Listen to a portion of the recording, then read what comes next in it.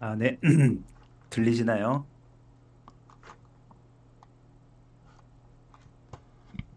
잘 네, 들립니다. 예, 들리시나요? 그럼 시작하겠습니다. 이 화면도 지금 화면이 넘어온 건가요? 네, 넘어왔어요. 공유하면 하기 공유하시면 됩니다.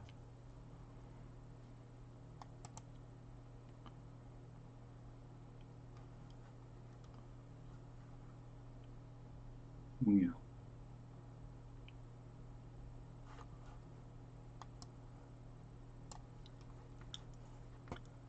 예, 지금부터 이제 마인드맵 생각 정리법에 대해서 제가 세미나를 시작하겠습니다. 예, 안녕하세요. 저는 재민이라고 하고요. 마인드맵을 좋아해서 좀 하고 있다가 문 멘토님 말씀해 주셔서 이렇게 세미나를 하게 되었습니다. 제가 2013년 회사에서 인사부에서 일할 때 마인드맵을 좀 그려서 일을 했었는데요. 일을 하고 있으면은 선배님들이 이제 지나가다가 얘 또 일 안 하고 놀고 있다고 한마디씩 하셨어요. 그렇게 해서 이제 이야기 들으면서 꿋꿋하게 하고 있었는데 낭만 임장에서는 또 마인드맵 하는 걸 좋게 봐주셔서 감사합니다.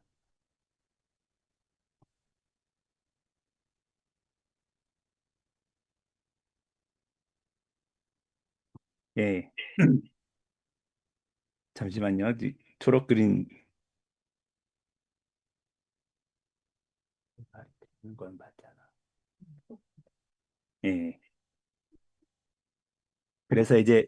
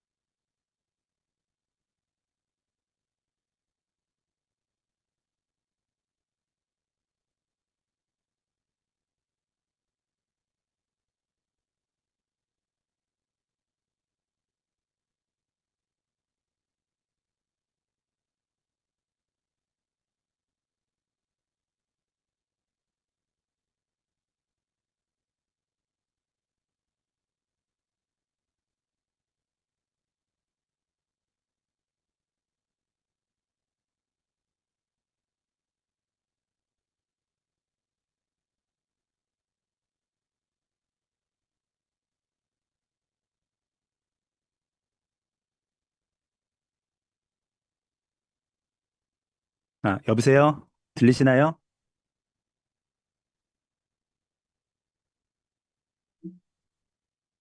아, 예.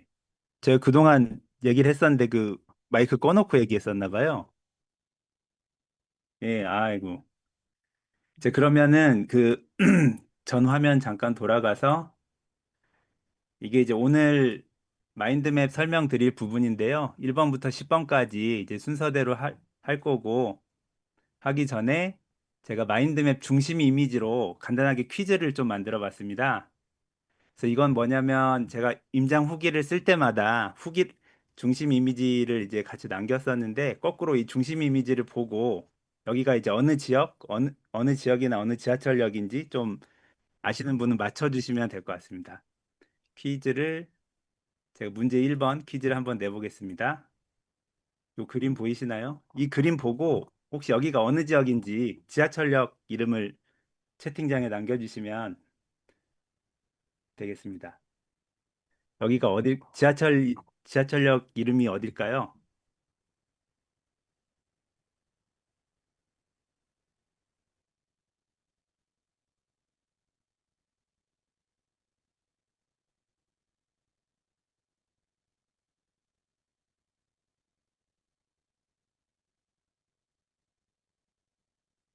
그러면 이제 어려운 것 같아서 힌트를 하나씩 드리겠습니다.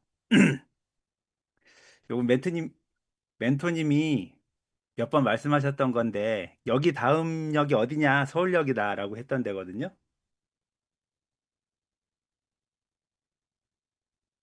음, 그럼 두 번째 힌트를 말씀드리면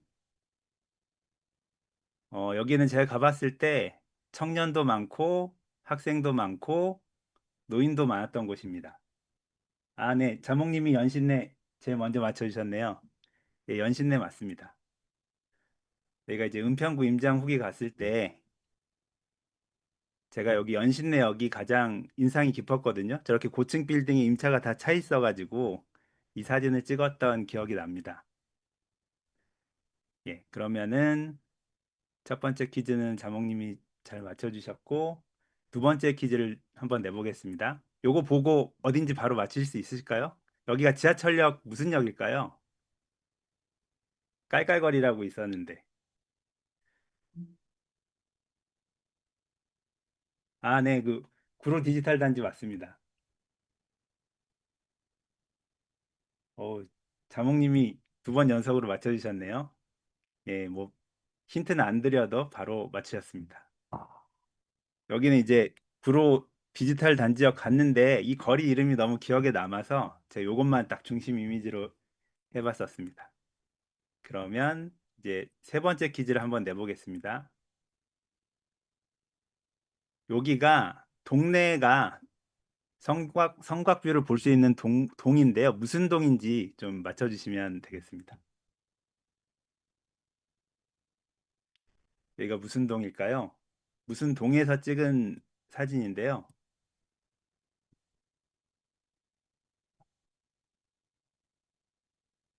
한번 힌트를 하나씩 드리겠습니다. 흥인동 아니고요. 힌트는 이 동이 1호선이랑 6호선이 지나가고요. 창신동에 창신동 맞습니다. 제갈님이 맞춰주셨네요. 이 힌트 마저 말씀드리면 도넛 정수에서 찍었는데 여기서 봤을 때 성곽뷰 넘어서 서울이 남산타워가 바로 보여서 여기가 이제 도심이 보이는 가까운 곳이 있었는데 몰랐네라는 그 기억이 강하게 남아서 이 사진을 찍어서 중심 이미지를 했었습니다. 예, 그리고 마지막으로 네 번째, 1단계 네 번째 문제를 풀고 시작하겠습니다. 여기 사진만 보면 아실 것 같은데 지하철역 이름이 어딜까요? 연예인 누구 누구 누구의 흑동가. 오, 예, 제갈님이 또 바로 맞춰주셨습니다. 삼성중앙역 맞고요. 전지현의 건물 흑동가가 있는 삼성중앙역입니다. 예, 요거 마인드맵을 보면 이렇게 삼성중앙역 갔을 때 남겼던 마인드맵에서 제가 중심 이미지를 전지현 건물로 해가지고 좀 기억을 해보자 해서 만들었었습니다. 예, 퀴즈는 너무 잘 맞춰주셔서 예, 그러면은 이제 퀴즈를 마무리하고 요 2단계 퀴즈는 제가 1시간 쉬고 다시 할 때 한번 좀 더 어려운 퀴즈로 한번 내보겠습니다. 네. 예, 그럼 이제 돌아가서 이 그 마인드맵을 소개하기 전에 제가 어떤 사람인지 좀 간단하게 소개하는 게 도움이 될 것 같아서 자기소개를 하도록 하겠습니다. 여기 보면은 이게 제가 마인드맵 공부하면서 맨 처음 만들었던 중심 이미지인데요. 여기 보면 이제 제가 좀 확대를 해서 보여드리겠습니다. 여기 보면은 이게 뱃속에 임신한 엄마가 있고 첫째가 있어요. 제가 이제 요 마인드맵 첫 번째로 그렸을 때 둘째를 임신하고 있었는데 성별을 몰랐을 때였거든요. 그래서 제가 이제 물음표라고 했고 이 여기 임신한 분이 이제 초록 그린이고요. 예, 요때 이제 제가 마인드맵을 처음 그렸던 기억이 납니다. 그래서 이제 저에 대해서 간단하게 소개를 드리면 예, 저는 IT를 하고 있는 사람이고요. 벤처 회사에서 개발자를 7년 동안 했었고 그리고 이제 지금 회사에서 이제 개발자를 16년 했었습니다. 했고 지금은 이제 전산실에서 2년 동안 하고 있습니다. 벤처 회사에서 무슨 일을 했냐면 뭐 많은 이것저것 작은 회사다 보니까 많은 일을 했는데요. 프로그램 만들기도 하고 설치도 하고 뭐 사용법 교육을 하기도 했습니다. 그리고 지금 회사에서 16년 동안 있으면서 처음에 뭐 ERP 시스템을 3년 했고 그다음에 인사부에 가서 인사정보 시스템을 5년 동안 했고 그다음에는 방송 시스템을 3년 정도 했고 그다음에는 이제 수입 시스템을 5년 정도 했습니다. 그렇게 해가지고 뭐 시스템에 대한 개발도 했지만 그 사용자 교육을 많이 할 기회가 있었습니다. 그래서 사용자 교육도 하고 엑셀 교육도 하고 뭐 신입사원 IT 교육도 하면서 나름대로 이제 교육을 할 수 있는 기회가 많이 생겼던 시기입니다. 그리고 현재는 전산실에서 서버와 네트워크 업무를 같이 하고 있습니다. 그래서 이제 저는 이제 IT를 하는 사람이다라고 간단하게 소개 드렸고요. 그다음에 두 번째로 저는 좀 마인드맵을 좋아하는 사람입니다.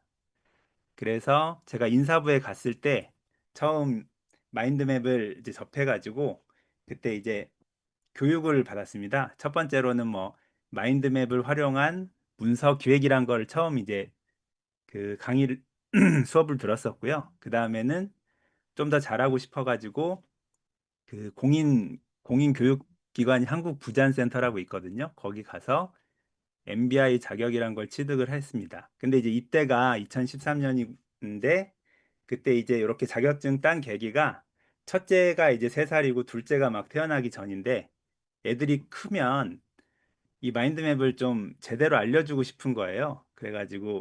그래서 이제 자격을 따게 됐고 그러고 나서 7년 후에 여기 보시면은 둘째가 이렇게 7살이 돼서 같이 마인드맵을 그리는 저의 그 꿈이 이루어지게 됐습니다.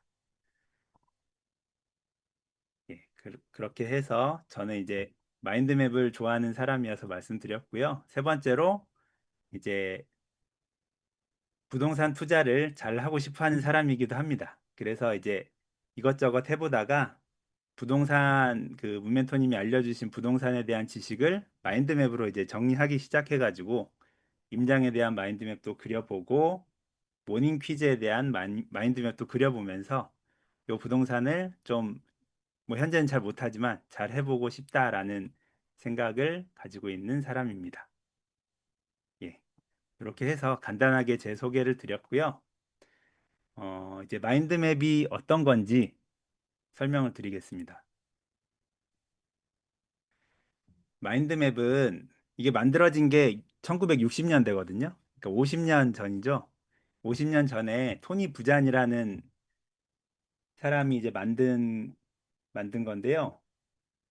토니 부잔에 대해서 어떤 사람인지 간단하게 말씀드리면 이 두뇌와 학습 분야에 책을 80편이 넘는 책을 쓴 대단한 사람이고요. 그리고 세계 기억력 대회 설립자기도 하고 세계 속독 대회 설립자이기도 합니다. 그리고 마인드맵도 만들었고요. 또 재밌는 게 그 토니 부잔이라는 사람은 올림픽 코치이자 격투기 유단자라고도 합니다. 그러니까 머리도 잘 쓰는데 몸도 잘 쓰는 거죠. 그리고 시인으로 상을 수상하기도 했고 운동선수로도 상을 수상했다고 합니다. 그러니까 시도 쓰고 뭐 머리도 좋고 운동도 잘하는 약간 대단한 천재인데요. 그런 사람이 만든 게 이제 마인드맵입니다. 그래서 이 사람이 자기 이제 책에서 말하기를 자기의 선조 중에 한국인이 있다 그래요. 그래서 이 사람이 이름이 토니 부잔인데 아무래도 자기 선조가 부산과 관계가 있는 사람 같다. 그렇게 얘기해가지고 좀 재미가 있었고요. 이 사람이 마인드맵을 이제 만든 계기는 대학교 2학년 때 성적은 계속 떨어지는데 학습량은 계속 늘어서 이제 한계를 느끼고 도서관에서 이제 뇌사용법에 대한 책을 빌리러 갔다고 그럽니다. 근데 이제 도서관에 그런 책 없다고 해가지고 자기가 직접 그런 거를 뇌사용법을 연구를 해서 공부를 잘해야겠다라고 생각해가지고 두뇌 작동 원리를 본인이 이제 각종 이제 연구를 하게 되고 연구를 하다 보니 이제 그 뉴런 촉수 모양이 있습니다. 여기 이 그림이 있는데요. 이렇게 뇌세포 촉수의 모습을 보고 방사형 사고라는 거를 이제 개발을 하게 됩니다. 생각이 여러 가지로 나눠지는 방사형 사고를 이제 사고 개념을 만들어내게 되고요. 그걸 가지고 마인드맵을 자기가 이제 만들어내게 됩니다. 그렇게 해서 마인드맵은 간단하게 말하면 마인드맵은 뭐냐? 마인드맵은 뇌세포 촉수를 흉내낸 다이어그램이다라고 생각하면 됩니다. 그렇게 해서 마인드맵을 개발한 이유는 처음에 그 우리가 쓰는 대부분의 이제 일반적인 메모 대신에 공부를 좀 더 잘하기 위해서 혁신적이고 효과적인 필기를 하려고 개발되었는데요. 근데 만들고 나 보니까 필기 외에 더 많은 분야에 다양한 분야에 활용을 할 수가 있었던 거죠. 그렇게 해서 개발하게 됐고 마인드맵을 써보니까 분석적 도구여서 어떤 문제든지 해결 가능하더라 라고 했다고 합니다. 그리고 마인드맵은 서로 관계에 있는 것들을 논리적으로 연결하는 것이고요. 그래서 문제의 핵심을 파헤치고 동시에 더 큰 그림을 볼 수 있게 해준다. 이렇게 생각하면 될 것 같습니다. 그리고 마인드맵은 숲과 나무를 동시에 볼 수 있게 해주는 생각 도구인데요. 요거는 이따가 좀 예제를 제가 만든 거를 같이 한번 보면 좋을 것 같습니다. 그리고 이거는 제가 생각하는 마인드맵의 좋은 점인데요. 첫 번째로 많은 정보를 정리할 때 아주 좋습니다. 그래서 저희 부동산에서 문멘토님이 저녁 임장이나 프임을 할 때 굉장히 많은 정보를 주시거든요.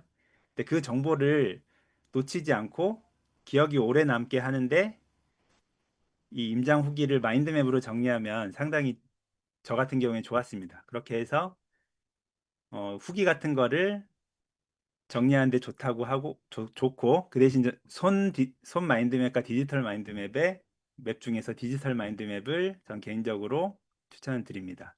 그리고 두 번째로 제가 생각하는 좋은 점은 깊은 생각을 하는 건데요. 이거는 이제 하나의 주제에 대해서 깊이 생각을 할 때 이제 도와주는 거라고 생각하시면 됩니다. 그렇게 해서 깊은 생각을 하다 보면 본질을 찾게 되고 내가 고민하는 문제를 해결하게 되고 그리고 이제 이런 깊은 생각을 할 때는 종이에 제가 직접 그리는 손마인드맵으로 하는 걸 추천드립니다. 그리고 오늘 직접 같이 손마인드맵을 해보면서 이제 이렇게 한번 해보면 되겠구나라고 좀 체험을 해보면 될 것 같습니다. 그리고 세 번째로 나무와 숲 함께 보는 것도 좋고 이런 것도 이따가 이제 제가 만들었던 걸로 한번 보여드리도록 하겠습니다. 예, 그러면 그 다음 장으로 넘어가서 이제 마인드맵이 어떤 건지 알았으니까 한번 샘플을 만드는 걸 한번 같이 보도록 하겠습니다. 일단 만들기 전에 여기 뭐 좌뇌, 우뇌 그림이 있는데요. 우리 뇌에서 좌뇌는 뭐 논리, 분석, 숫자, 순서, 언어, 목록 이런 거를 담당한다고 하고 우뇌는 상상, 공상, 뭐 공간 인식, 색상, 거시적 인식 등을 한다고 하는데 이 마인드맵을 할 때 좋은 점은 좌뇌, 우뇌를 모두 사용해서 좋다고 합니다. 그래서 이제 만들어 볼 건데 준비물은 깨끗하고 커다란 종이와 그다음에 여러 가지 색을 쓸 수 있는 색연필이나 사인펜 세트가 있으면 됩니다.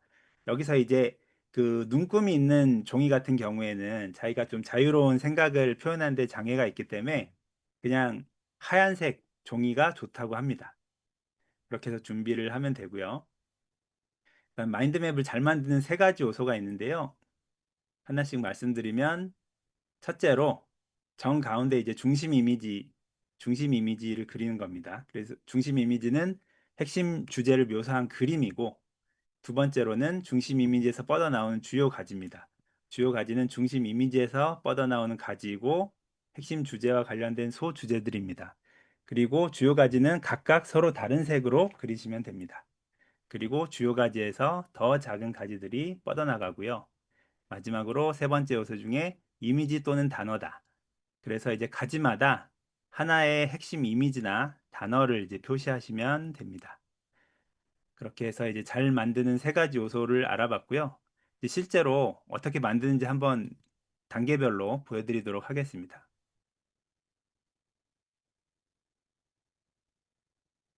첫 번째로 정 가운데 중심 이미지를 그리는데요. 종이는 일단 가로 방향으로 놓으시고 한 가운데 중심 이미지를 그립니다. 그릴 때는 세 가지 이상의 색깔을 사용하면 좋고요. 그다음에 이렇게 그림을 그리는 것 자체가 상상력을 자극하고 생각을 연결해주는 역할을 한다고 합니다. 그리고 이제 이 글씨 대신, 그림 대신 그림 그리는 게 너무 부담스러우면 글씨를 써도 되는데요. 그냥 평범하게 쓰지 마시고 입체적으로 쓰든 알록달록하게 쓰든 해가지고 그거를 그림처럼 글씨를 표현해 주시면 됩니다. 그리고 이렇게 1단계로 중심 이미지를 그렸으면 2단계로 첫 번째 주요 가지를 그리는데요. 여기 보면 얇은 가지가 아니라 두꺼운 가지로 되어 있잖아요. 그러니까 그 가지를 쓰고 색을 이렇게 색칠을 해도 되고 하여튼 주 가지는 좀 굵게 그려주시면 되는데요. 굵은 만큼 이 키워드가 얼마나 중요한지 표시를 하게 되는 겁니다. 그리고 이 가지는 그냥 직선이 아니라 나뭇가지처럼 곡선으로 그리면 좋다고 하는데요. 그 이유는 시각적인 흥미도 유발하고 이렇게 할 때 두뇌가 더 많은 관심을 가지고 정보를 더 잘 기억할 수 있게 한다고 합니다. 그리고 가지에 그림자를 뭐 놓는 것처럼 해서 입체감을 살려도 좋습니다. 예, 그리고 3단계로 이 주요 가지에 이름을 붙입니다. 여기서는 예제에는 희극이라고 썼는데요. 이 가지의 키워드를 쓰는 거고 글자 하나하나를 정확하게 쓰는 게 좋다고 하고요. 글자 대신 그림을 그리는 것도 좋습니다. 그리고 이렇게 3단계까지 했으면 4단계는 또 뻗어나가는 세부 가지를 그리는 건데요. 주요 가지에서 뻗어나오는 세부 가지를 그리고 세부 가지에서 뻗어나오는 거에서 계속 더 작은 가지로 마치 나뭇가지가 작은 나뭇가지가 되듯이 그려주면 되고요. 가지마다 키워드를 쓰거나 이미지를 그리면 됩니다.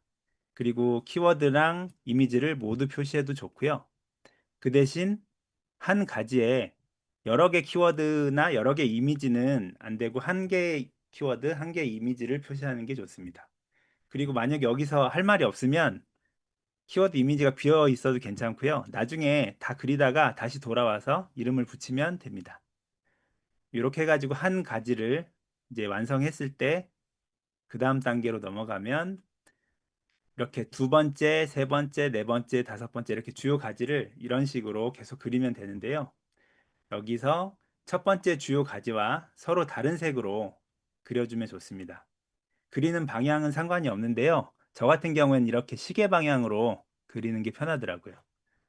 그리고 주요 가지는 5개, 6개 정도가 적당하다고 합니다. 그렇게 5단계에서 이제 두 번째 주요 가지를 그렸으면 6단계에서는 빈 곳을 채우는 겁니다. 이 가지, 저 가지 돌아다니면서 빈 가지에 자기의 생각을 키워드나 이미지로 기록하는 거고요. 새로운 아이디어가 생기면 또 새로운 가지를 계속 추가해 나가면 됩니다. 그다음 마지막으로 7단계에서는 화살표나 연결선을 추가합니다. 그렇게 해서 예를 들어서 여기 서로 다른 가지를 화살표로 연결하고 글씨를 쓰는 거가 있었는데요. 이렇게 화살표나 연결선을 그려서 마무리하고 서로 관계가 있는 거에 관계를 지어주면 이제 7단계로 해서 끝나게 됩니다. 그렇게 해서 1단계에서 7단계까지 했을 때 이런 형태의 마인드맵이 그려지는 거죠. 예, 그 세익스피어에 대한 마인드맵을 한번 예로 같이 보셨습니다. 그럼 다시 이제 다음으로 넘어가서 네, 이제 마인드맵을 어떻게 만드는지 순서대로 한번 같이 보셨으니까 이제 마인드맵을 잘 만드는 법은 어떤 건지 한번 설명드리겠습니다.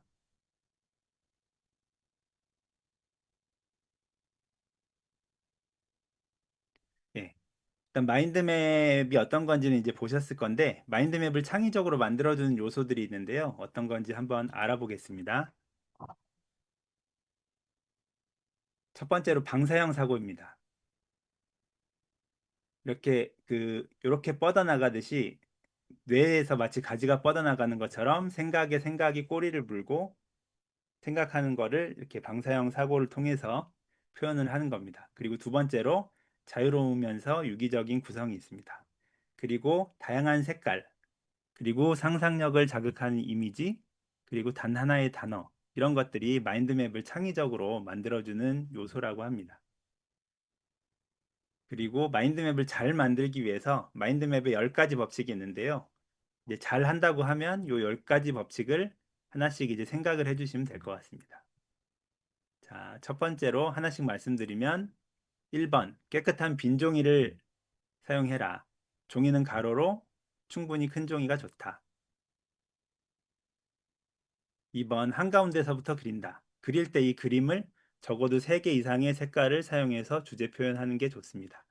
그리고 초록 그림도 얘기를 한 적이 있는데 이 그림을 그리는 것 자체가 너무 어렵다고 합니다. 그럼 이제 처음 시작할 때는 그림이 어려우면 그냥 글씨를 그리시고 시작하면 되고요. 나중에 그리다 보면 내가 이제 못 그리더라도 중심 이미지를 좀 그리게 되면 점점 이제 달라지게 됩니다. 그러니까 처음엔 너무 부담스럽게 하지 말고 글씨 그리셔도 될 것 같고요. 예, 3번 그림, 부호 등 다양한 요소 사용. 그림, 상징, 부호 등을 활용하고요. 이 그림처럼 입체적으로 그리면 좋습니다. 이렇게 막 어떻게 보면 장난하는 것 같은데 이런 행동이 우리 뇌에 이게 중요한 부분이다라고 이제 각인을 시키는 효과가 있다고 합니다. 그리고 4번으로 키워드를 사용해라. 이 키워드란 말은 문장이 아니다라고 이해를 하시면 될 것 같은데요. 우리 보통 마인드맵 할 때 문장으로 처음에 많이 하게 되는데 그게 아닌 딱 하나의 단어, 하나의 키워드 혹은 하나의 그림 이렇게 사용하시는 게 좋습니다. 핵심적인 단어를 선택하고 알아보기 쉽도록 또박또박 쓰는 게 좋다라고 하고요. 5번 가지의 하나의 요소만 적어라. 가지 하나의 단어나 이미지만 쓰라고 하고요. 그래야 눈에 잘 띈다고 합니다. 그리고 6번 중심 이미지에서 주변으로 뻗어나가도록 방사형으로 뻗어나가고 중심 이미지에 가까울수록 굵게, 중심 이미지에서 멀수록 가늘게 그리는 게 좋다고 합니다. 이게 좀 어려운 말로 위계적 조직화라고 하는데요. 이렇게 하다 보면 자연스럽게 더 중요한 거를 두꺼운 가지로, 덜 중요한 거를 가는 가지로 그리는 훈련이 되더라고요. 그리고 7번 가지는 그 가지의 요소와 길이를 맞춘다 돼 있는데요. 요거는 가지의 길이가 길면 키워드나 이미지의 길이도 길게 해라. 요거는 이제 그 깔끔하게 보이고 분명한 느낌을 준다고 합니다. 그리고 8번 마인드맵 전체 색깔을 사용해라. 색에 대해서 좀 제가 좀 자세하게 말씀드리고 싶은데요. 이 가지별로 무슨 색을 쓸지가 이제 중요한데 이게 이제 자신만의 색깔 시스템을 만들라고 하더라고요. 그래서 제가 색깔로 어떻게 시스템을 만드나 처음에는 고민을 했었는데 이제 다른 분 자료를 보니까 하나씩 이해가 되는데요. 여기 오소희 강사님의 마인드맵 스쿨이라는 데서 제가 색깔에 대한 마인드맵을 그린 거를 잠시 공유해 드리면요. 여기 보면 색깔별로 주는 느낌이 있다고 합니다. 예를 들어서 제가 많이 쓰는 빨간색은 활력, 리더십, 뭐 현실, 발전, 단순의 의미를 가지고 있다고 하고요. 노란색은 지식, 도전, 탐구, 학식, 자아, 변화. 그리고 파란색 같은 경우에는 이성, 신중, 책임, 신뢰, 이행. 이런 식으로 색깔마다 그 느낌이 다 다르다는 거죠. 그리고 또 다른 자료를 보시면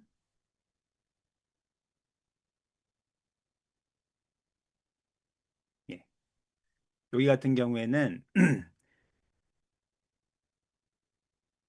따뜻한 색은 뭐냐? 빨간색, 주황색, 노란색이다. 그리고 차가운 색은 뭐냐? 녹색과 파란색이다. 부드러운 색은 뭐냐? 분홍색과 보라색이다. 이렇게 해가지고 색깔별로 또 다른 느낌을 알려주는 것도 있어서 저는 이걸 섞어가지고 어떻게 했냐면은 이제 저만의 이제 임장 양식을 만들었습니다. 그래서 요거를 보시면 제가 이게 항상 저녁 임장이나 프임을 할 때 요 샘플을 가지고 시작하는데요.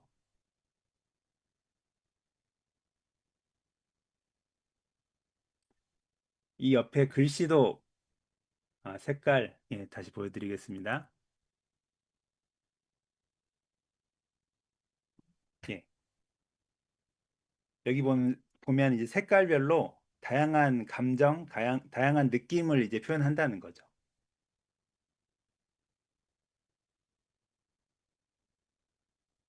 그래서 저는 주로 이제 빨강, 노랑, 주황, 파랑, 보라 이런 걸 자주 쓰는 편인데요.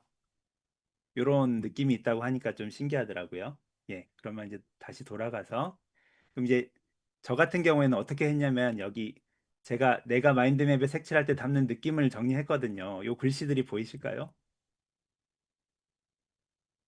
예를 들어서 파란색 같은 경우에는 아까 설명을 보아하니 이성적인 것들은 다 파란색으로 하라고 하더라고요. 그래서 상권, 뭐 땅값, 존치, 뭐 개요 이런 식으로 이성적인 거는 파란색으로 전 하기로 했고요. 그 다음에 노란색은 주로 변화의 의미가 있다고 해요. 그래서 이제 뭐 교통, 입지, 인구 구성 이렇게 이제 변화할 수 있는 거는 노란색으로 제가 표시를 하기로 했고요. 그 다음에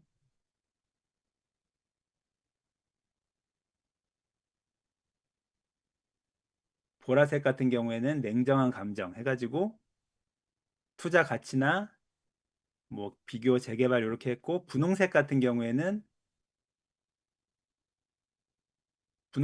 분홍색은 이제 사람의 심리나 투자 태도에 대한 거는 분홍색으로 표시를 하자. 저는 이렇게 정한 거죠. 그렇게 해가지고 다 새로 만들면 너무 힘드니까 요 샘플을 가지고 시작해서 요거를 복사하거나 뭐 이름을 바꿔가지고 그 저녁 임장이나 부임 후기를 정리를 하고 있습니다. 예, 그러면 이제 제가 나름대로 그 저만의 이제 색깔 시스템 만든 거를 좀 같이 보여드렸고요. 저는 주로 신호등 색이 좋더라고요. 강조하고 싶은 건 노란색, 더 강조하고 싶은 건 빨간색, 안정적인 건 녹색, 뭐 이런 식으로 하고 있습니다.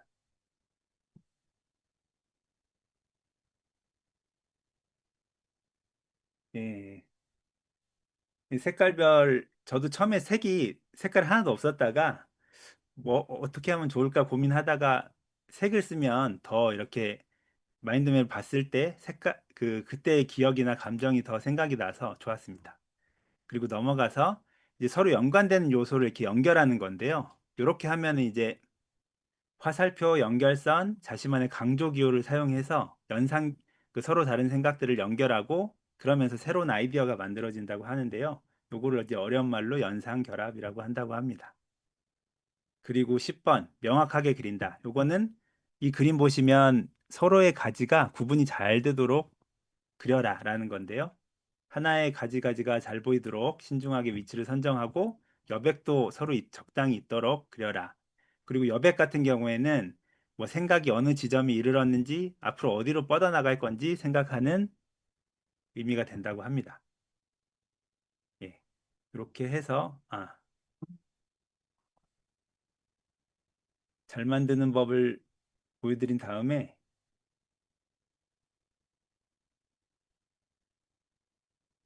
그러니까 이런 10가지 요소를 사용한 그럼 좋은 예제가 뭐냐가 궁금하실 것 같아서 마인드맵 만들기 마인드맵이라는 거를 좀 몇 개 소개를 해드리겠습니다. 요건 마인드맵 책에 많이 나와 있는 건데요. 제가 소개했던 10가지 요소들이 잘 표현된 마인드맵이라고 생각하면 됩니다. 요거는 마인드맵을 어떻게 그릴 것인가가 주제인 거고요. 두 번째로 두뇌에 대한 마인드맵 있습니다. 이런 자료는 나중에 다 공유를 해드리겠습니다. 그리고 두뇌의 주요 기관에 대해서 또 그린 마인드맵도 있고요.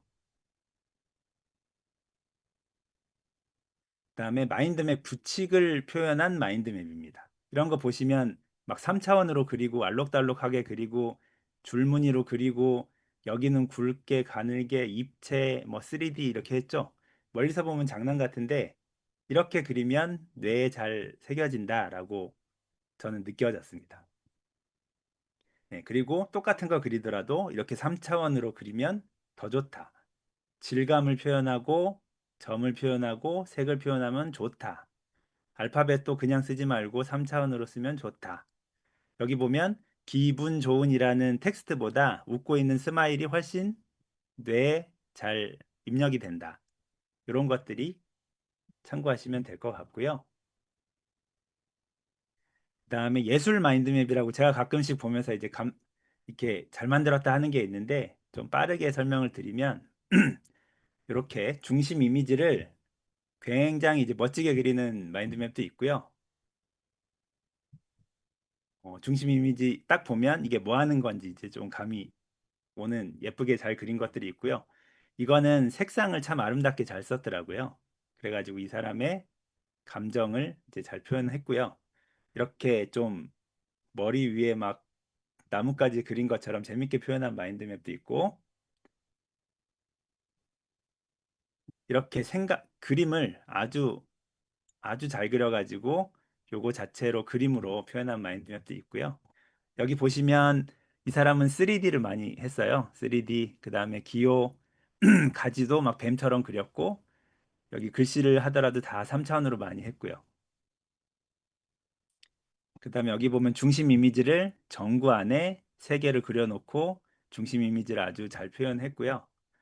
어, 이 마인드맵은 아주 어린애가 그린 건데 잘 그린 것 같습니다. 자기의 그 어린애의 그 감정을 잘 표현한 마인드맵 같습니다.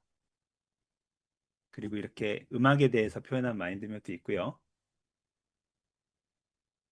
이거는 중국 사람이더라고요. 뭐 리우 얀이란 사람이 그린 건데 요 가운데 있는 사람이 토니 부잔입니다.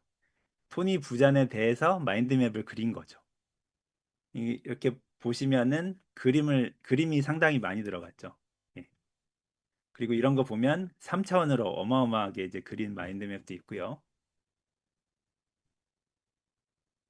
예, 그런 거 보면 예, 휴가를 아주 예쁘게 표현한 마인드맵입니다. 그리고 이거 보면 중심 이미지가 너무 재밌는 게 이제 동기부여거든요. 그러니까 동기부여라고 할 필요 없이 그냥 이 당근을 뚫어지게 쳐다보고 있는 말을 그냥 그림을 보고 있으면 이게 뭐 하는 마인드맵인지 감이 바로 오는 마인드맵입니다.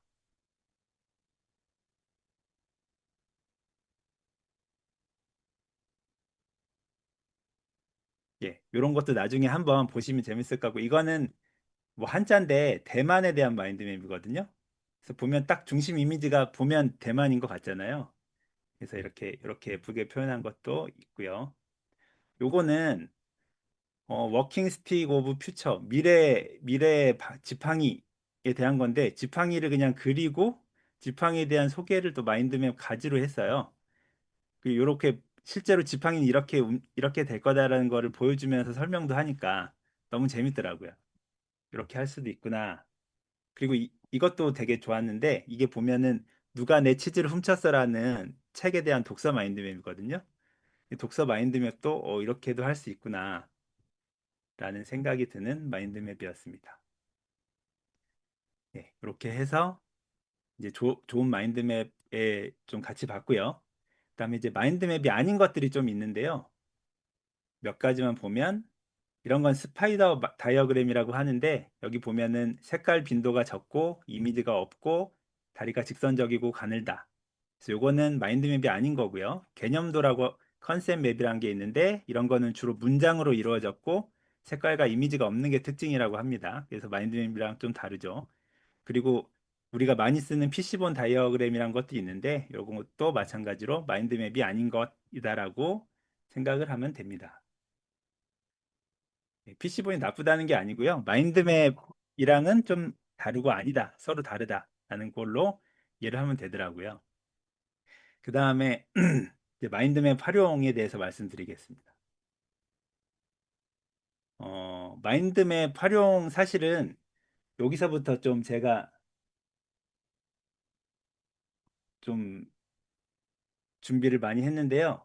이 앞에서 설명드린 이론적인 거는 제가 나중에 소개해드리는 책을 읽으면 아주 자세하게 잘 나와 있습니다. 그런데 이제 요걸 쓴 사람이 그 영국 사람이고 글이 써진 것도 70년대다 보니까 실제 우리나라 현실이랑은 조금 다른 것 같거든요. 그래서 제가 좀 활용한 사례들을 보면 오히려 더 좀 어떻게 쓰는지 느낌이 오시지 않을까 생각을 하고요. 일단 좋은 활용 사례들을 좀 빠르게 보여드리겠습니다.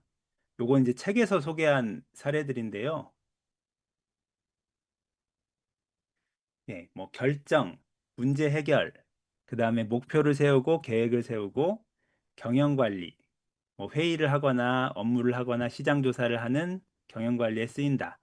그리고 서로 다른 그룹이 마인드맵을 하나 만드는 마인드맵도 좋다.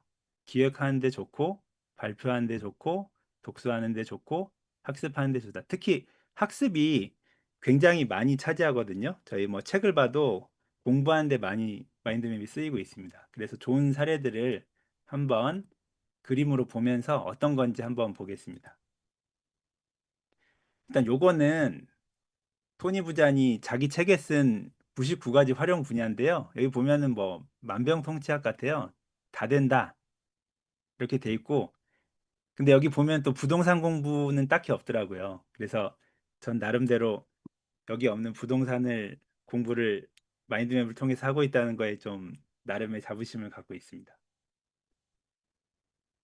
예, 이렇게 해서 좀 몇 가지만 너무 많으니까 몇 가지만 보면 요거는 자기의 재테크에 대한 거를 정리한 마인드맵이고요. 요거는 책을 자기가 쓰기 위한 마인드맵입니다. 그리고 요거는 결정에 대한 마인드맵인데요. 여기 보면 물음표로 이사, 이사 갈까 말까 이렇게 돼 있거든요. 사무실을 옮길 것인가 말 것인가에 대한 결정을 하기 위한 마인드맵이라고 합니다. 그 다음에 여기는 불편한 인간관계를 개선하기 위해서 자기가 쭉 이렇게 정리한 마인드맵이고요. 그리고 이거는 마라톤 훈련이라는 목표 달성을 하기 위한 마인드맵이고요. 어, 휴가 준비하는 마인드맵. 그래서 종류, 준비, 옷은 뭘로 하고, 임시 휴업은 어떻게 하고, 예산은 어떻게 짜고, 예약은 어떻게 할지, 이렇게 주 가지로 해서 쭉 준비를 하고, 휴가를 가기 전에 계획을 세우는 마인드맵입니다. 이것도 휴가를 준비하는 마인드맵이고요. 요거 같은 경우는 경영관리에서 시장 조사를 할 때 이렇게 마인드맵을 그리기도 하고요.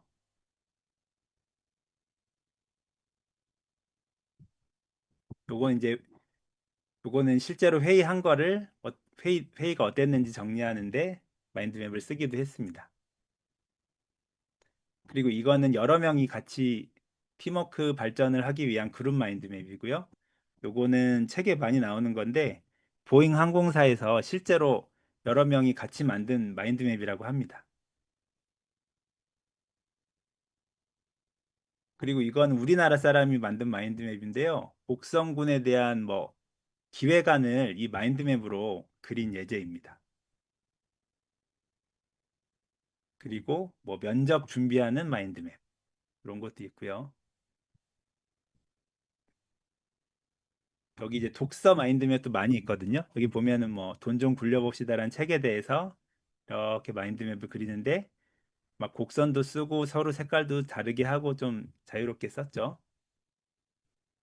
그 이, 이런 마인드맵이 잘 만든 것 같은데요. 그림으로 표현하고 이제 서로 색깔도 다르게 하고 이제 키워드 위주로 하고 해서 이 책의 내용을 키워드로 정리한 마인드맵입니다. 네. 그리고 학습에 대한 마인드맵도 굉장히 많은데요. 이건 시간 관계상 이제 넘어가도록 하겠습니다. 이건 이제 책에 나온 좋은 사례들이고요. 그 다음에 이제 내가 만든 마인드맵을 설명을 드리겠습니다. 제가 마인드맵을 처음 쓰게 된 계기는 인사부서로 이동을 하면서 IT 부서에 있다가 전혀 새로운 인사 용어들과 서로 다른 인사 체계와 너무나 다른 시스템에 대해서 적응하는 게 너무 힘들었거든요. 그래가지고 어떻게 정리를 할까 하다가 마인드맵을 이용을 해봤습니다. 그래서 이제 많은 정보를 정리할 때 제가 처음 쓰기 시작하고 굉장히 좋다라고 느꼈는데요. 제가 실제로 인사부의 업무에 대한 결과를 정리해 놓은 마인드맵을 좀 보여드리겠습니다. 이렇게 글씨는 작아서 다 보실 필요 없는데요. 이렇게 인사부에서 할 일이 이렇게 많더라라는 거를 정리하면서 이제 쭉 표현을 한 거죠. 그리고 인사부의 업무도 이렇게 많은데 각각에 대한 것도 복잡해서 또 연결된 그림 하나하나를 마인드맵으로 또 만들었는데요. 요 중에 이제 제가 했던 수많은 시스템 중에 하나인 근태 시스템을 예로 들면 사람들이 휴가 쓰는 시스템도 이렇게 복잡하더라. 또 휴가 중에 하나인 연차 시스템도 또 복잡하더라. 이런 것들을 머릿속에 있는 거를 실제로 이렇게 그림을 그리면서 마인드맵으로 내 업무는 이거다. 라는 걸 계속 정리한 거죠. 정리하다가 보니까 어느 순간 한 1, 2년 정도 지나서 익숙해지니까 이제 이걸 더 이상 안 봐도 기억이 나더라고요. 그렇게 해서 저는 새로운 업무를 할 때 마인드맵을 잘 썼고, 그다음부터는 새로운 업무를 할 때마다 예, 이런 형태의 마인드맵을 그려 나가면서 좀 업무를 익히게 되었습니다. 그래서 이제 인사부 같은 경우에는 제가 이제 이미 15년 전의 일인데요. 이제 저는 성공적으로 이 일을 잘 잊었다고 생각하는데 이 마인드맵만 보면 그때 기억이 바로바로 잘 나더라고요. 그래서 그런 마인드맵의 장점이 있습니다. 예, 경제방 스터디도 이렇게 만들 수 있지 않을까요? 그리고 저는 요,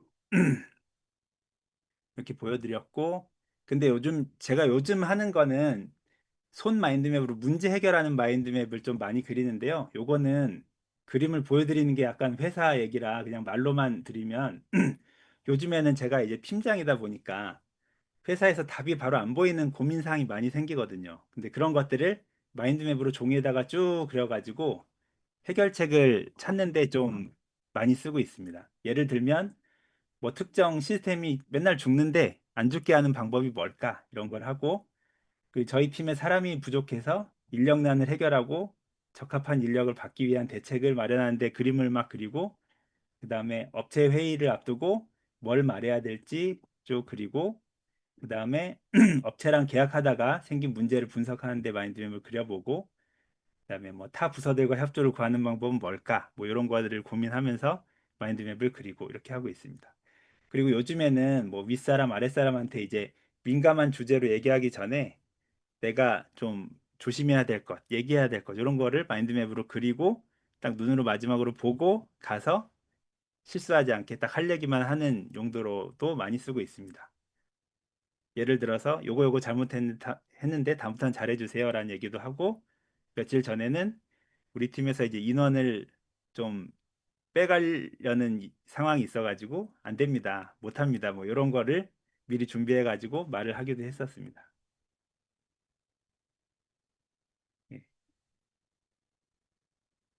그렇게 해서 이제 제 일에 대한 거를 이제 말씀드렸고요. 이제 본격적으로 요게 핵심이겠네요.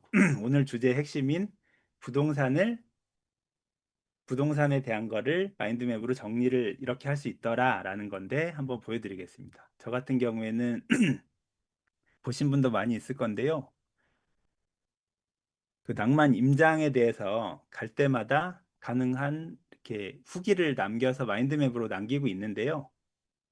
그렇게 해서 마인드맵들을 또 연결한 이제 한 장짜리 마인드맵을 계속 업데이트를 하고 있고요. 음. 그 예를 들어서 요 하나하나가 이제 마인드맵인데 여기서 하나만 좀 보여드리면 저녁 임장.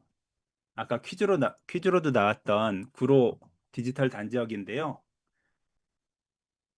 요거를 보고 좀 제가 어떻게 했는지 좀 설명을 드리겠습니다.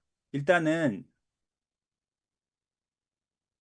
제가 처음에 낭만 임장하면서 되게 어려웠던 게 뭐냐면 멘토님이 굉장히 많은 정보를 주시는데 이걸 어떻게 정리해야 될지 모르겠더라고요.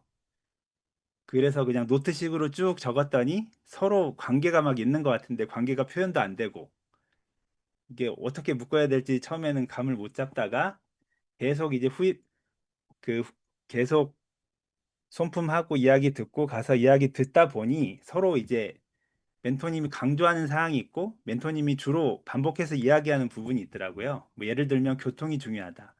평지가 중요하다. 그다음에 아파트 같은 경우에는 서로 비교해라. 그다음에 일자리 중요하다. 그다음에 상권 중요하다.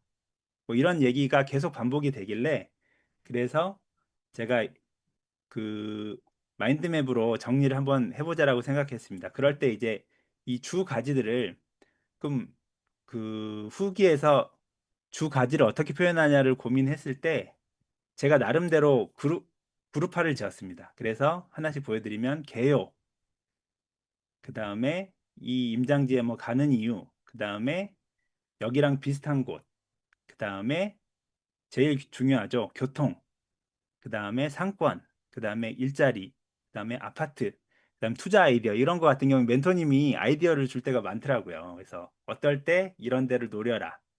뭐 이런 투자 아이디어는 되게 중요하기 때문에 좀 빨갛게 표현을 하고 해가지고 주 가지를 제 나름대로 일단 만들었고요.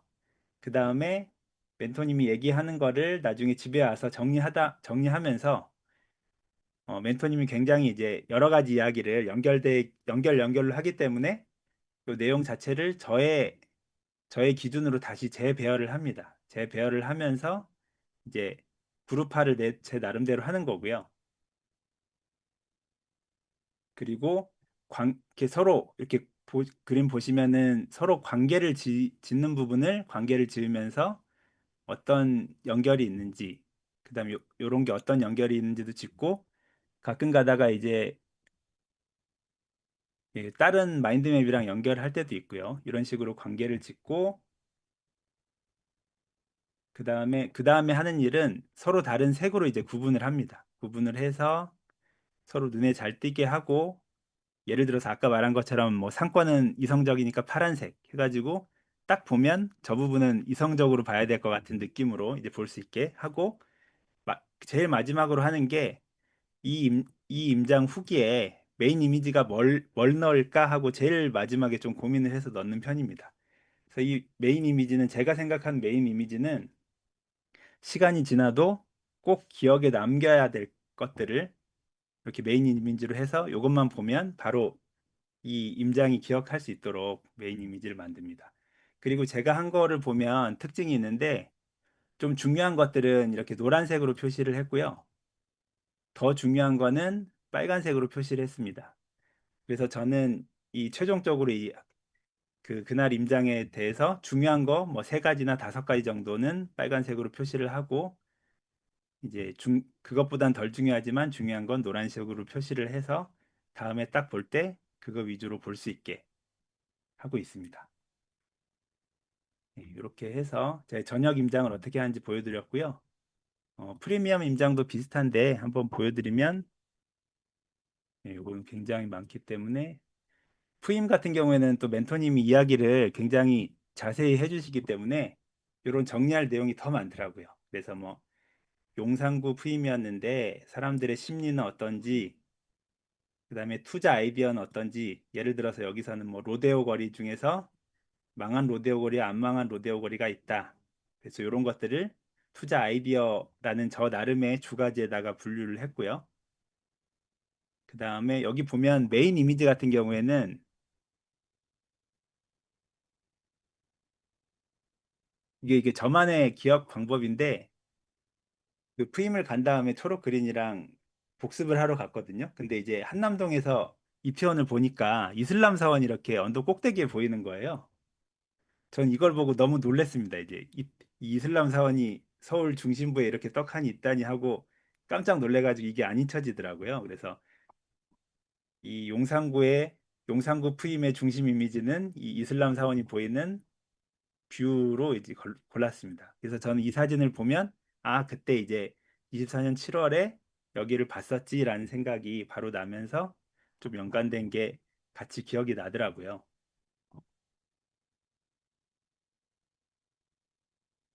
그리고 이렇게 이제 프리미엄 임장, 저녁 임장 후기를 마인드맵으로 좀 정리를 해봤고요.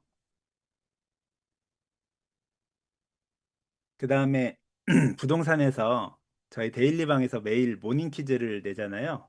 그래서 저는 모닝 퀴즈를 답하다가 어느 순간 마인드맵으로 하면 좋을 것 같아서 해봤더니 이게 상당히 좋더라고요. 그래서 모닝 퀴즈를 모아놓은 마인드맵도 같이 보여드리겠습니다. 여기 보면 하나하나가 그날의 퀴즈인데요. 하나의 퀴즈를 풀고 할 때마다 요 가지가 계속 이제 늘어나는 겁니다. 그렇게 해서 이제 주로 데일리 퀴즈에 보면 단순한 답보다는 생각을 하고 깊은 생각을 해야 되는 퀴즈들이 많더라고요. 그래서 저는 그 모닝 퀴즈에서 깊은 생각을 할 때 마인드맵을 좀 많이 활용을 하게 됐는데요. 요건 요건 깊은 생각할 때 좀 보여드리고요. 얼마 전에 빌리언님 특강 후기가 있었는데 제가 마인드맵으로 그냥 그림으로 손글씨로 한 게 있거든요. 요거를 제가 어떻게 했는지를 간단하게 설명드리면 좀 도움이 되지 않을까 싶어서 말씀드리겠습니다. 이게 이제 얼마 전에 저번 주 화요일에 빌려님이 건물주 등기 분석법을 해주셨거든요. 근데 이제 이게 후기랑 이렇게 라이브로 하는 거랑 특징이 뭐냐면 그 후기는 제가 나름대로 차분히 이제 가지수를 쭉 저의 기준에 따라서 하면 되는데 이 라이브를 바로바로 쓸 때는 이 가지가 몇 개가 될지를 모르더라고요. 무슨 얘기가 나올지 모르기 때문에 그냥 그때그때 제가 중요하다고 생각하는 거를 남기자라는 거를 위주로 하고 있고요. 그때 이제 요 빌려님의 강의를 이제 제가 적은 순서대로 말하면 장인 뉴타운 얘기를 하길래 이렇게 한 가지를 했고 두 번째로 지하철을 언급하시길래 아 지하철 중요하겠다 해가지고 상월공역, 돌고지역, 석계역 이렇게 썼는데 여기만 언급하고 이제 넘어가서 그 다음까지로 넘어간 거죠. 이제 그 다음까지로 넘어가서 이 네 개의 건물을 분석할 거다라고 하시더라고요. 그래가지고 제가 어떻게 했냐면 가지를 일단 네 개 했습니다. 네 개 하고 얘가 제가 예전에 첫 번째, 두 번째 그 라이브에서는 번지수를 썼는데 이 번지수를 쓰면 이 어떤 건물인지 연계가 하나도 안 되더라고요. 그래서 이번에는 그 가장 그 핵심적인 임대에 대한 그 가게 이름을 썼는데요. 첫 번째는 정성학원, 두 번째는 빌려님이 흑염소엔 보리밥이라고 했는데 보리밥은 기억이 안 날 것 같아서 흑염소로 했습니다. 그래서 글씨도 시꺼멓게 일부러 했고요. 그다음 세 번째는 세븐일레븐. 그래서 세븐일레븐 로고를 넣고 일부러 글씨도 빨간색으로 했고요. 이제 네 번째 놀러 오세요 같은 경우에는 제가 그 멘토님이 알려주셔서 가봤었는데 요거에 대해서 얘기를 많이 하겠지 하고 제일 이렇게 열심히 보고 있었고요. 이 색깔도 보일지 모르겠는데 새우 색깔로 일부러 맞춰서 했습니다. 그렇게 하고 중간에 이제 여기 빌려님이 그 뭐 연화조다 그다음에 등기에 대한 내용이다 할 때 그거에 관련된 그림을 일부러 넣었죠. 그래가지고 예를 들어서 요게 표현하는 거는 연화조는 멘토님이 구조적으로 불안정해서 통유리가 안 될 수도 있다라고 말을 해주시더라고요. 그래서 여기 통유리가 안 될 수도 있다는 건 중요하겠다 해가지고 제가 색칠을 일부러 한 거고요.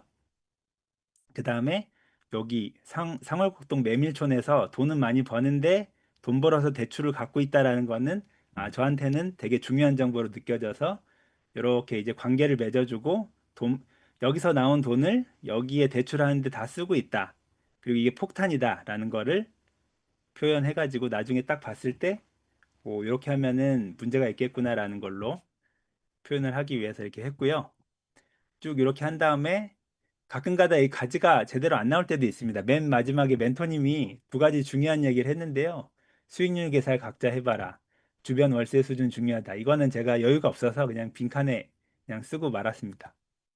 예, 이런 식으로 해가지고 이렇게 라이브로 바로바로 하는 특강 같은 경우에는 좀 막 급하고 빼먹는 것도 많지만 나름대로 중요한 것만 표시한다라는 생각으로 정리를 하는 거를 공유를 드렸습니다. 음, 한번 네, 네, 3번 추가하겠습니다.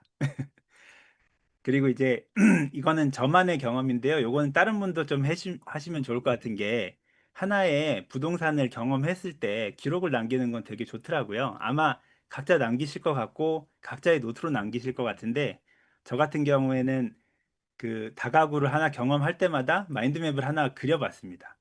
그래서 이거는 뭐냐면 봉천동 부모님 집인데요. 중심 이미지가 사진 한 장 있죠. 여기가 어디냐면 저희가 살았던 반지하방이거든요. 저희 집이 그 아파트에서 살다가 팔고 부모님 반지하 집에 잠깐 살면서 새로운 집을 이제 짓기 위한 준비를 했던 건데요. 여기가 반지하고 여기 보이진 않지만 문 열면 바로 반대편에 이제 저희 어머니 아버지가 살고 계셨습니다. 그러니까 초록 그림 입장에서는 시어머니 시아버지가 문 열면 바로 옆집에 있는 꼴이었고요. 그리고 여기 보면 화장실이 있는데 애들이 밤에 가다가 화장실 가면 무섭다고 이렇게 막 했던 기억이 나서 요걸 이제 잊지 않으려고 요 사진을 딱 봉천동 다가구 주택의 메인 이미지로 했습니다. 그렇게 해서 요 집 같은 경우에는 지금 현재 이제 잘 팔려서 엑시트가 잘 된 건데요. 그때 이제 어머니한테 물어서 매수는 어떻게 했고, 이 집의 매도 전략은 뭐가 좋았고, 이 집의 장점은 뭐고, 단점은 뭐고, 이 집을 봤을 때 우리 집은 나중에 어떻게 하자 교훈을 이제 얻었고 그다음에 이 경험을 습득한 것도 저도 좋다고 생각하거든요. 그래가지고 봉천동의 분위기는 어떻고 구축은 관리하는 게 어떤 게 힘들고 이런 것들을 이제 좀 잊지 않으려고 써놨고요. 그다음에 이 집이 우리 부모님과 저희 집한테 어떤 의미였나. 그래가지고 그런 것들이 뭐 다른 건물의 기반이 되었다. 뭐 우리한테 임시로 사는 주거 공간을 제공했다. 이런 식으로 한 장짜리로 그 부동산에 대한 후기를 남겼습니다. 예, 이렇게 해서 좋았고요. 그다음에 두 번째로 여기도 부모님 집인데 사당동 다가구에서 또 주인층에서 살았었거든요. 근데 여기 중심 이미지 보면 보일 것 같은데 이게 계단실의 보드림입니다. 이 집에서 이제 이런 경험을 했었는데요. 이 상황이 언제냐면 어머니가 팔려고 내놨는데 내놓은 사람이 보러 오기 한 며칠 보러 오기 하루 전이었나 당일인가 그랬거든요. 근데 한 겨울인데 누수가 되면서 계단실이 얼어붙은 거예요. 그래가지고 제가 출근하기 전에 이거 얼음 떼느라 엄청 고생을 해가지고 이 사진만 보면 아, 겨울철 누수는 여름에만 있는 게 아니라 겨울에도 있다. 겨울에 누수는 고드립니다. 이런 생각을 이제 바로 할 수 있게 이제 요 중심 이미지를 넣었고요. 이렇게 하면서 이 집에 대해서도 뭐 매수는 얼마에 했다. 이 집의 매도 전략은 뭐였다. 이 집의 장점, 단점은 뭐였고, 그 다음에 이 집의 의미는 뭐고, 이 집에서 제가 경험했던 것들을 쭉 적어 놓고, 이렇게 이제 정리를 했습니다. 그 다음에 많은 정보를 정리하기 위해서 뭐 독서, 설교 이런 게 있는데요. 요건 시간이 없으니까 부동산만 하고 그 다음 걸로 넘어가겠습니다. 그 다음에 이제 처음에 많은 분들이 생각하시기에 마인드맵은 많은 정보를 정리하는데 이제 좋다라고 생각하시는데요. 저는 그것도 좋지만 깊이 생각하는데 마인드맵이 정말 좋다라고 생각을 합니다. 그래서 주로 그런 것들이 데일리방 모닝 퀴즈에 많았는데요. 좀 제가 그렇게 좀 인상 깊었던 퀴즈 몇 개만 소개를 하겠습니다.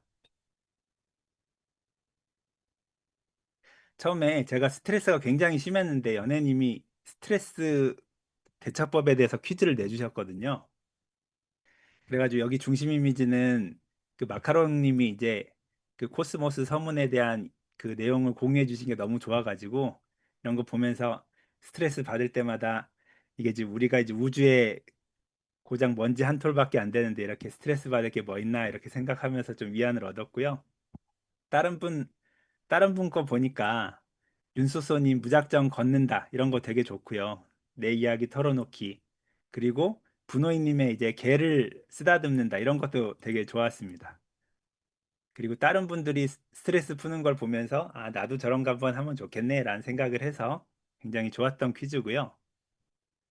그 다음에 자몽님이 5년 뒤 나에게 쓰는 편지라는 퀴즈를 내주셨는데 저는 이게 개인적으로 되게 좋았어요. 왜냐하면 잠깐 소개를 드리면 요거에 대해서는 다른 분 답을 쓴 게 아니라 그냥 저의 답만 썼거든요.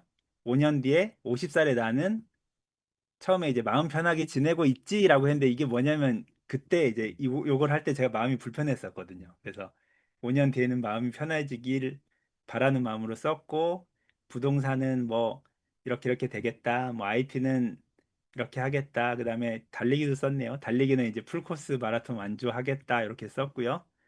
그다음에 이제 와이프 같은 경우에는 제2의 직업을 5년 후엔 갖고 있지 않을까라고 그냥 저 혼자 그냥 상상했고요.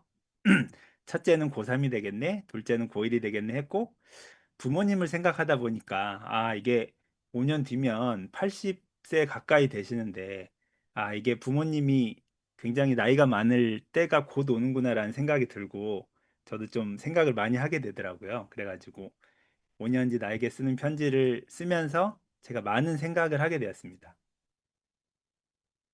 그리고 또 다른 퀴즈로, 요건 제가 낸 퀴즈인데요.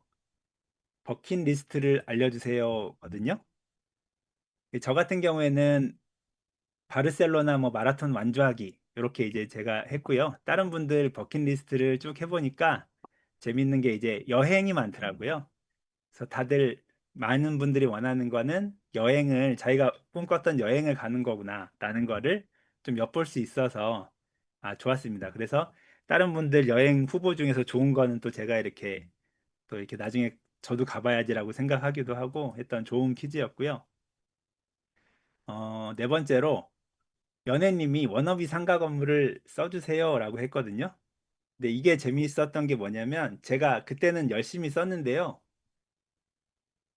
이게 재밌는 게 마인드맵이 요 마인드맵을 쓸 당시에 뭐 내 머리에 복사본 같은 생각이 들더라고요. 그래서 2023년에 나는 나의 상가 건물을 이렇게 썼는데 지금 2025년에 보니까 한 가지 특징이 있더라고요. 다 제가 흑석동 사는데 집 가까운 데만 해놨습니다. 그래서 용산, 목동, 신도림, 뭐 인원동 이렇게 했는데 2025년도에 제가 다시 저의 워너비 상가 건물을 쓴다고 하면 아마 서쪽은 연신내가 될 것 같고요. 동쪽은 뭐 석계역 이런 부근이 돼서 좀 더 지금보다는 큰 그림을 그리지 않을까 생각을 해서 요거를 보면 좀 재밌었던 퀴즈였습니다. 그렇게 해서 이제 데일리방 모닝 퀴즈를 마인드맵으로 정리하면 깊이 생각을 해서 좋았고요.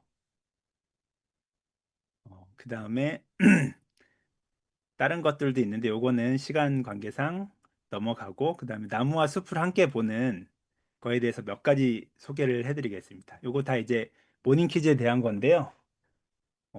이촌역은 넘어가고 달려라 쭈님이 내가 쓰는 신용카드에 대해서 퀴즈를 내주신 적이 있어요. 그래서 이제 카드에 대해서 썼는데 제가 이걸 마인드맵으로 왜 만들고 싶었냐면 사람들이 어느 카드를 많이 쓰는지가 궁금한 거예요. 그래가지고 이게 그 글의 순서는 제각각이지만 잘 모았습니다. 카드별로 모으고 보니까 멀리서 보면 이게 보이거든요. 멀리서 보면 하나 카드 많이 쓰네, KB 카드 많이 쓰네, 그 다음으로 많이 쓰는 건 신한카드, 우리카드, 삼성카드, 현대카드를 많이 쓰는구나.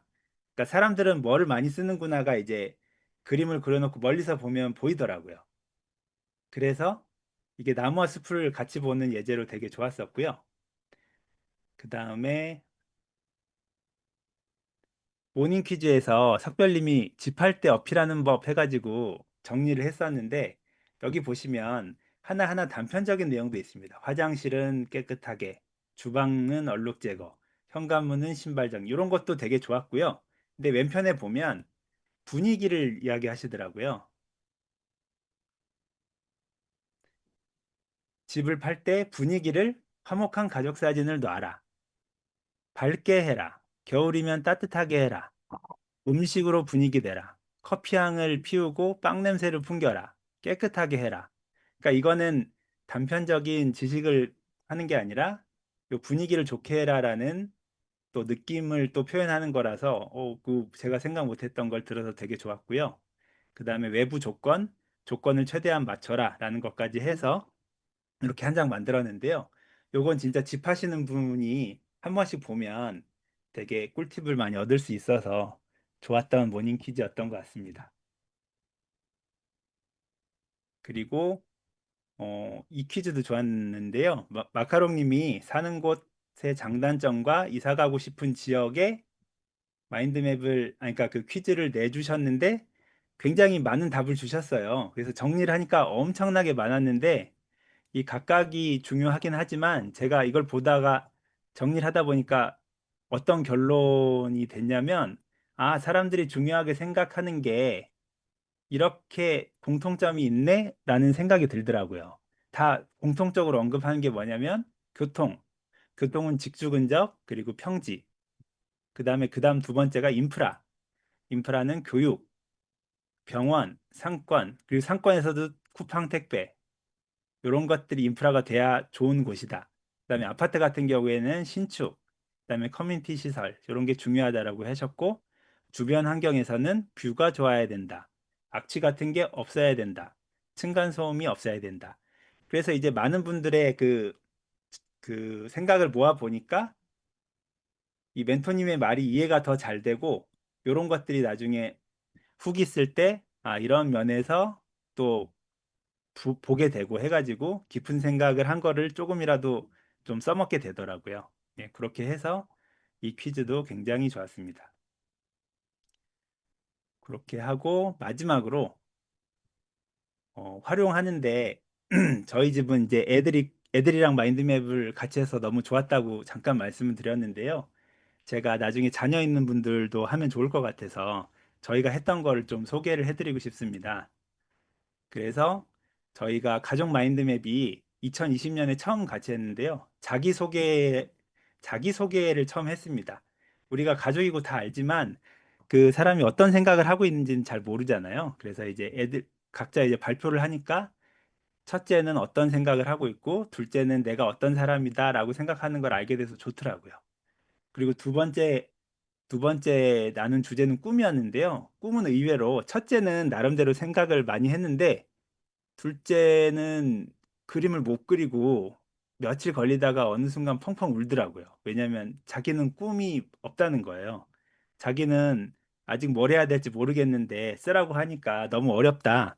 그렇게 얘기해서 꿈이란 게 정말 간단한 거 아니구나라고 해서 그때는 넘어갔는데 그 아까 소개했던 자몽님이 5년 뒤 나에게 쓰는 편지가 어떻게 보면 5년 뒤의 꿈이거든요. 그래가지고 제가 이 5년 뒤 나에게 쓰는 편지를 다시 해보자라고 하니까 또 둘째가 해주더라고요. 그래서 이것도 이따가 보여드릴 건데, 꿈이란 게 너무 어려우면 5년 뒤, 10년 뒤 이렇게 하나씩 하나씩 생각하면 좋겠구나라는 것도 알게 되었습니다. 그리고 마지막으로 올해 저희 가족 4명 2주 정도, 2주 넘게 스페인 여행을 갔다 왔거든요. 저는 이제 그게 너무 좋았는데, 갔다 와서 서로 어떤 게 좋았는지가 궁금해서 스페인 여행에 대한 감정을 나누는 마인드맵을 같이 그려봤는데요. 그것도 재밌었고요.